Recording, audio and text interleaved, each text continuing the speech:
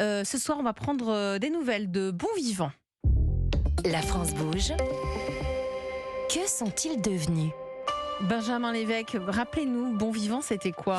C'est quoi? Grosso modo, Bon Vivant, c'est une start-up qui fabrique du lait de vache sans vache. En fait, ils ont réussi à créer en laboratoire des protéines de lait sans passer par le ventre de la vache. Donc le goût est le même, la texture aussi, et les nutriments sont là aussi 100% identiques au lait classique. Le premier avantage, il est écologique. On n'a plus besoin d'avoir autant de vaches, et on sait que moins on a de bovins, ça veut dire aussi moins de gaz à effet de serre et moins de besoin en eau. Et enfin, c'est aussi une bonne solution pour les personnes véganes ou celles intolérantes au lactose. Bonsoir Stéphane Macmillan.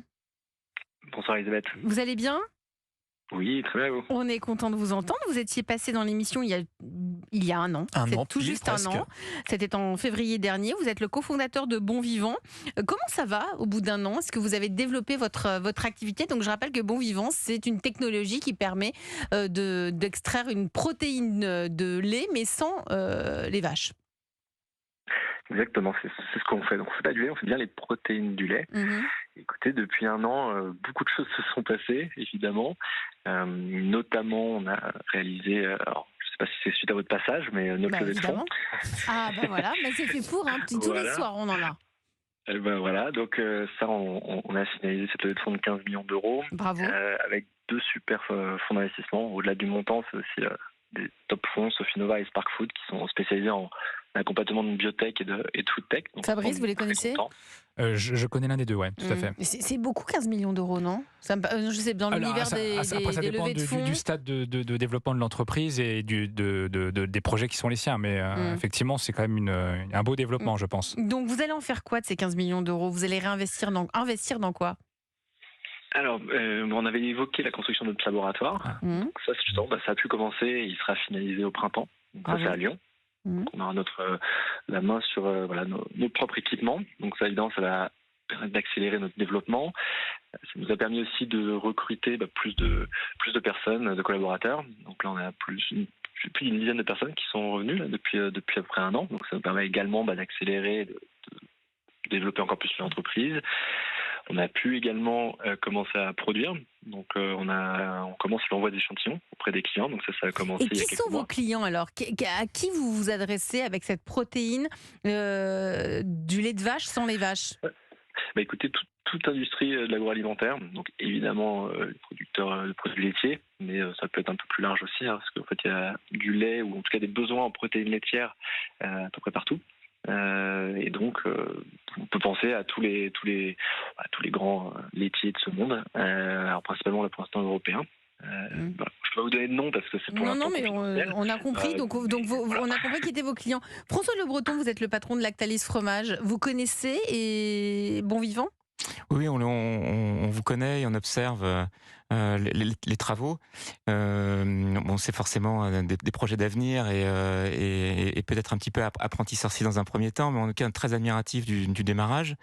Nous, on est avant tout filière laitière et produits laitiers. 100% vache. Oui, mais ça soulève quand même une question très intéressante sur l'impact carbone. C'est ça. Et on préfère travailler avec la filière, avec justement les agriculteurs et ce fameux scope 3, si on rentre dans le détail, pour limiter l'impact carbone de toute la production laitière, on préfère travailler sur ce sujet aujourd'hui. Oui. Stéphane Macmillan, vous, grâce à votre technique, le fait que vous passiez de l'animal pour produire donc le lait, vous arrivez à limiter, Benjamin le rappelait tout à l'heure, à plus de 95% le besoin d'eau par rapport à une vache. Oui, c'est l'avantage de cette technologie. Donc c'est une technologie qui est très connue, fermentation de précision. On produit plus de 80 produits à l'heure actuelle. Je rappelle que le fromage, d'ailleurs, puisqu'on en parlait là, est fait à base de présure et que la présure, elle est faite par fermentation de précision. Donc voilà, c'est une technologie qui est déjà éprouvée et qui est déjà là. C'est simplement l'application aux protéines de lait qui est nouvelle.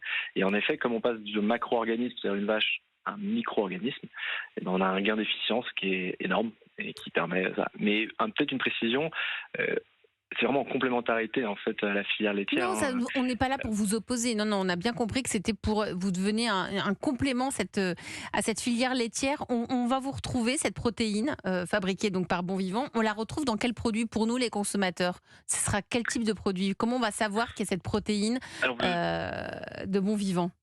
Alors, il y a 2 types pour l'instant d'applications sur lesquelles on avance. Soit les produits laitiers plant-based, et qui vont permettre d'améliorer en termes de nutrition à base de plantes, végétales. D'accord. Voilà, en bon français. Et donc l'idée, c'est de pouvoir améliorer, la nutrition, de pouvoir améliorer le goût et la texture. Ça, c'est une première application. Deuxième application, les produits laitiers en eux-mêmes qui sont faits avec du lait.